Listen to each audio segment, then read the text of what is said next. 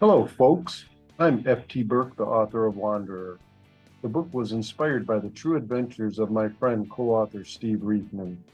In this Kibbutz special post, Mr. Reifman elaborates on his experiences in the winter of 1971 as he lived at a commune in northern Israel, referred to as a kibbutz.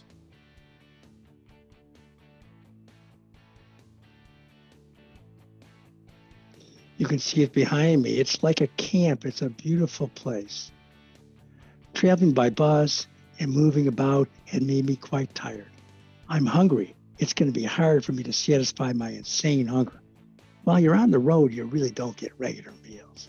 But soon I'll get used to getting regular meals. I hope it's going to be great to be able to make myself at home again.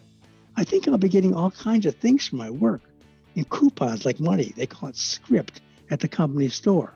You can buy soap, shampoos, candy, etc. Plus, they give us clothes and boots to wear while we're working.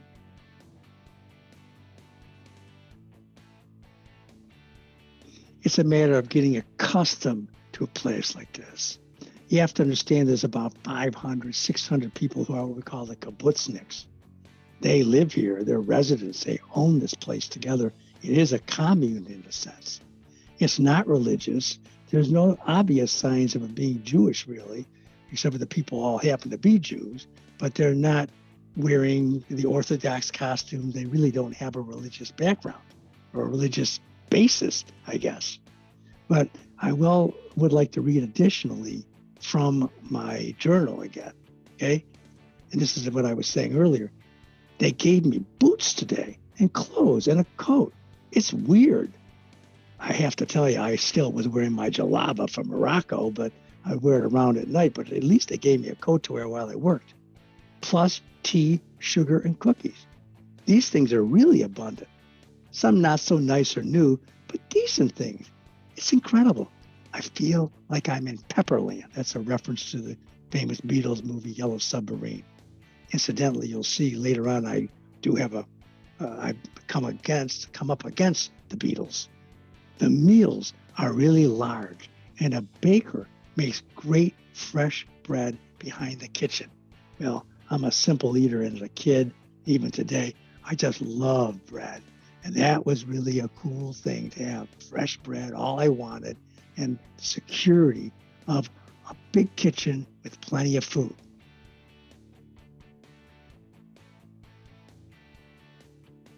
The first thing they do when you go to work at the kibbutz is they make you do the dirty work. And that means you're in the kitchen. The kitchen to me is a stinky place, a big kitchen. Now, I had worked in a restaurant back home. It was a delicatessen, and I had worked in the gritty, nitty places of dirty, kind of stinky, old, stinky food and stuff like that. So I knew about it. But, to go back in this huge place to serving 500 people every meal, and they got me doing the big dish. Now, what's the big dish? Huge metal cooking dishes. These are like 2 feet wide, 3 feet long. And let me tell you something, cleaning those things, they had muck on them. It was like trying to move things off of of a grid of an old grill. I mean, it was just caked on there. Now, that was kind of sickening, but it's part of being in a cafeteria type model. And they had me cutting the necks off of chickens and doing all kinds of things that to me were pretty distasteful. But it was only 5-6 hours a day. And when I got out of there, I had plenty of time to hang out, mostly with the people who were volunteers, because they stuck all the volunteers together in these rows of dormitory rooms, one story. And I was there with Jim and this other fellow, and everybody was all over in this one area of the campus.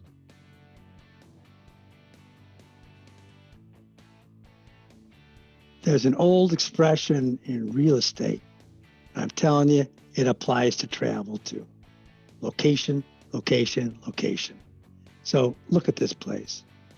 There's where the folks are all living. There's farms and farm fields and grapefruit orchards and chicken houses and all kinds of industry. And also, there is a guest house. One of the industries of Ayelet HaShachar was it had a guest house where they put up travelers and things. So let's look at this though. We're on the upper Galilee. The Galilee is a sea, they call it, but it's really more like a lake. See, we're north of the Sea of Galilee. And then there's Mount Hermon, and that is something you can see off in the distance all the time when it's clear. And it is an area not far from the Lebanese border, Lebanon, and there were issues with guerrillas coming in and things you had to be wary of. In Israel, it seems to be a permanent security issue.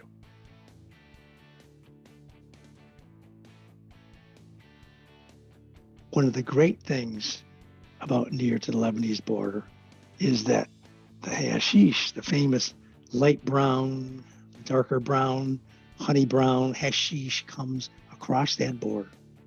My journal reflects as follows.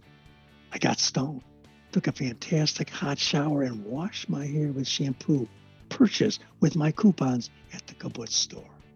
I'm just stunned by this place. But it's up at 6 a.m. tomorrow. Sometimes I feel bad about taking so much, but I'm working.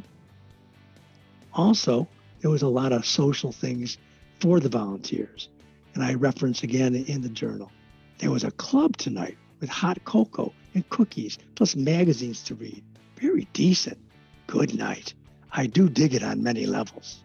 So you're here with Italians and people from Norway, Northern Europe, all over Europe, some from South America, and a lot from the United States, particularly Jews from the United States. As you'll see, we'll meet some of them as we go along.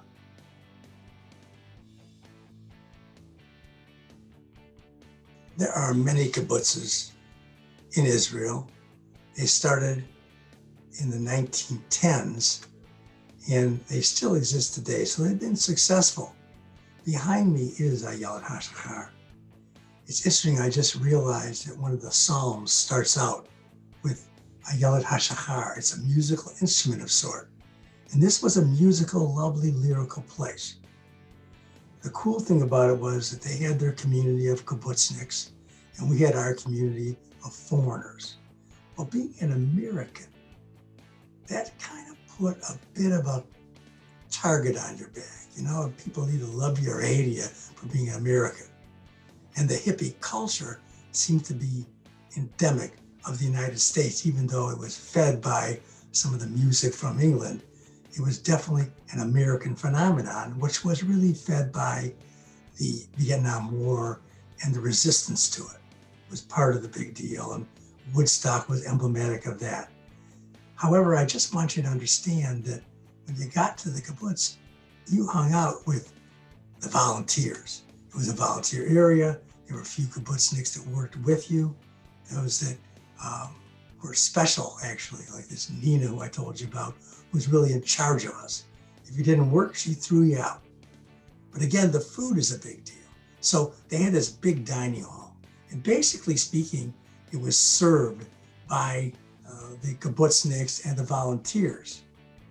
And I write in my journal that this place has really got me flipped out. The people are so strange. Tonight I worked dinner. The tea wagon and soup were my terrain. So what you would do is they had these lovely wagons. They'd put all this food on them with ladles and things. And you'd go down the middle of the aisle and you'd serve people on both sides. You know, being a server was kind of a cool thing, and I enjoyed that. The fun thing about it was that I started to learn about foods that I really didn't know anything about. One of the big deals was avocados. Now, I was not familiar with these things, but we had avocados growing on the kibbutz. And boy, the people that came from foreign lands who knew about avocados and could eat these specialty items, which in those days were very expensive. And people were going nuts. Oh my God, as many avocados as you wanted to eat? Well, I didn't really want to eat any of them, but I was learning to eat with these people. And again, it's the people who came from the foreign lands, us volunteers, who really were just flipped out by the fact that these avocados were basically limitless, all you wanted to eat, and they were rich and wonderful.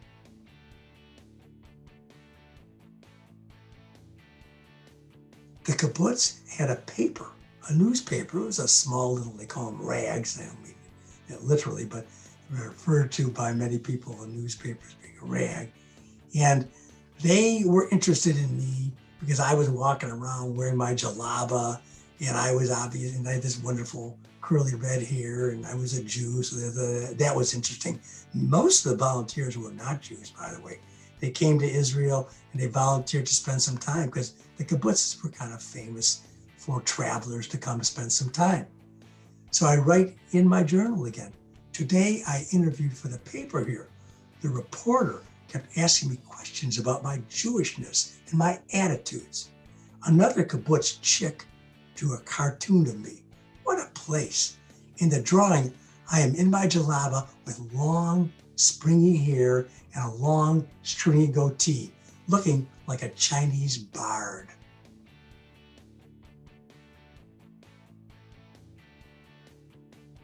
Clyde the camel and the petting zoo becomes a big thing for us, me and the volunteers. We don't have that much to do with them. There's no TV. And we go over there and hang out. And here I am, again, a photo provided to me by somebody. I don't even know who, of me jumping on the back of Clyde the camel. Clyde was a great guy. And there was also a lamb over there that bounced around and a goat. And it was a lot of fun. And we just go over there and hang out. But the camel, oh my God. So the big thing with the camel was that he was kind of a hilarious camel that had this beautiful blonde fur because he wasn't used like most camels are. But he had this habit. I don't know if it's every camel because I haven't gotten to know that many camels. I got to be honest, even though I've seen it, quite a few of them.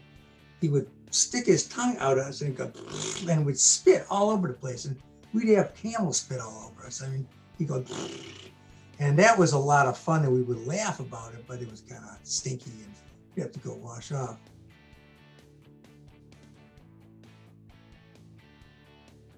After losing Jim Camper, my buddy who came with me from the kibbutz office in Tel Aviv and stayed with me for some weeks, I was alone in the room, but my buddy Hank, I call him the Dutch boy, he's a Dutch young man, and he actually moved in with me into my room.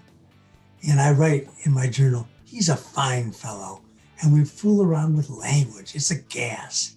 Hank has a keen sense of humor and the fun habit of pointing out humorous circumstances by saying to me, look at the picture. He would frame things and it would be just a crack up. He would find these very funny things going on in our midst, which was really cool and really a lot of fun.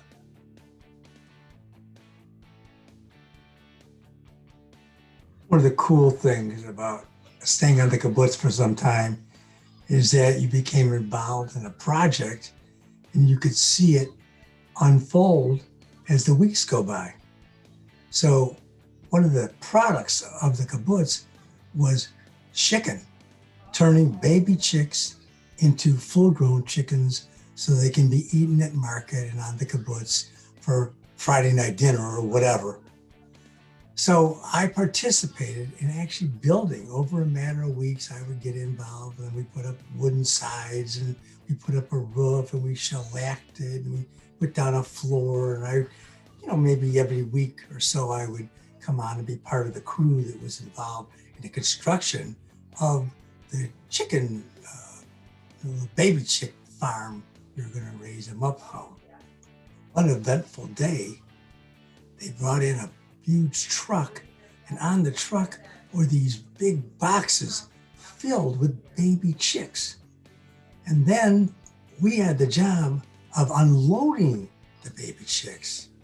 And they came in something similar to what you see behind me. We weren't wearing all those masks and things. It wasn't quite that clean, but we did participate in bringing the baby chicks to the floor.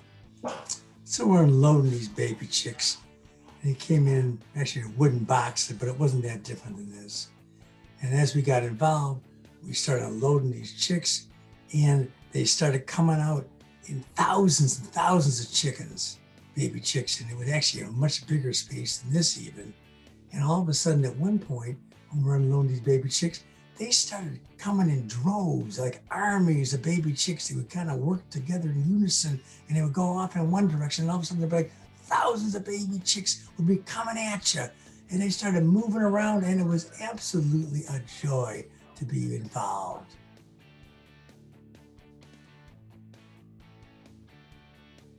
The key to me leaving the kibbutz was money. I could act like a big shot and say, oh, I could have gone, I had freedom and all this stuff, but it still needed money.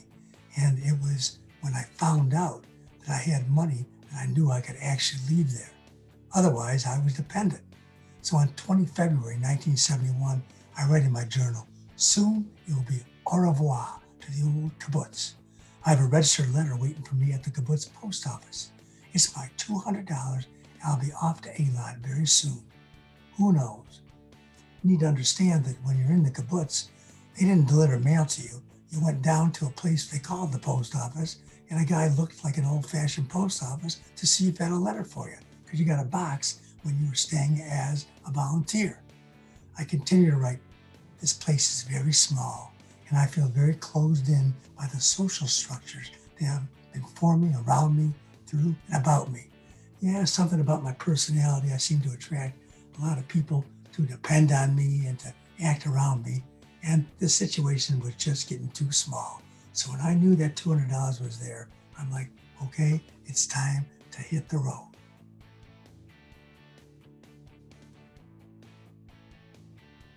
There were ladies on the kibbutz, the volunteers, who really could not get involved with the kibbutzniks. They kind of were very standoffish, and it was kind of an unwritten rule that you were not going to get involved with the kibbutzniks much.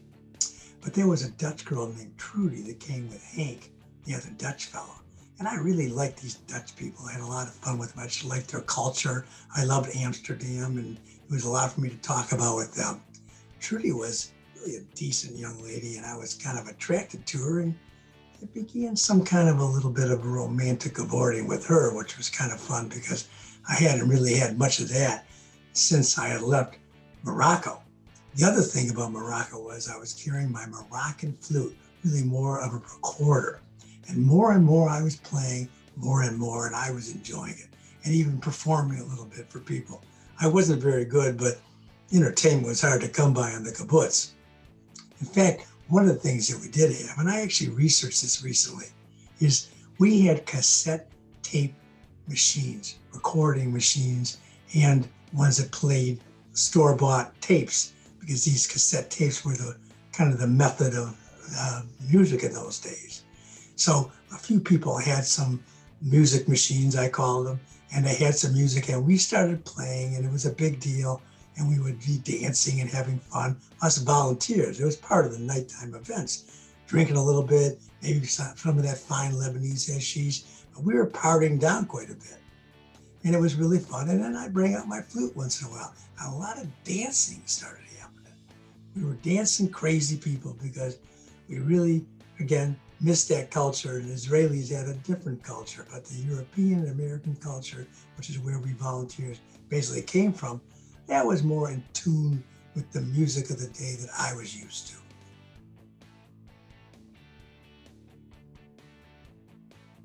One thing about the kibbutz is people came and they went, and they kind of came in stages. So as I'm starting to get ready to leave, there's other people who have been there for some weeks, and they're getting ready to leave. I write in my journal on 25 February 1971, things are moving fast around here. Last night, it was a going away party for Lynn, the Maryland student, and Donna, the Aussie nurse. It was truly one of the finest gigs I've ever been to. We sat around continually singing and laughing. Of course, the bowl, that's the hashish bowl, kept moving about, and that didn't hurt any. So many times I was laughing uncontrollably. Me and Bernie, the red-haired and bearded New York Jew who's here with his wife, a little Jewish girl from New York, we were really just kicking out the jams. We'd be singing, making up stuff, Temptations, a lot of Motown, a lot of soul music, and we were having a ball just belting out our song a cappella. It was the magic of a real trip of a day. Wanderer, the ultimate hippie trail journey, is a timeless coming-of-age, lightning in the bottle story. During the crazy latter days of the Vietnam War, many young travelers wandered about doing drugs, having sex, sleeping out, and backpacking through Europe, North Africa, and Asia. And as a young man coming of age, just out of college with no clear future and unable to pay rent, The bushy red-haired Woodstock joins these revelers to wander the world, searching for his soul.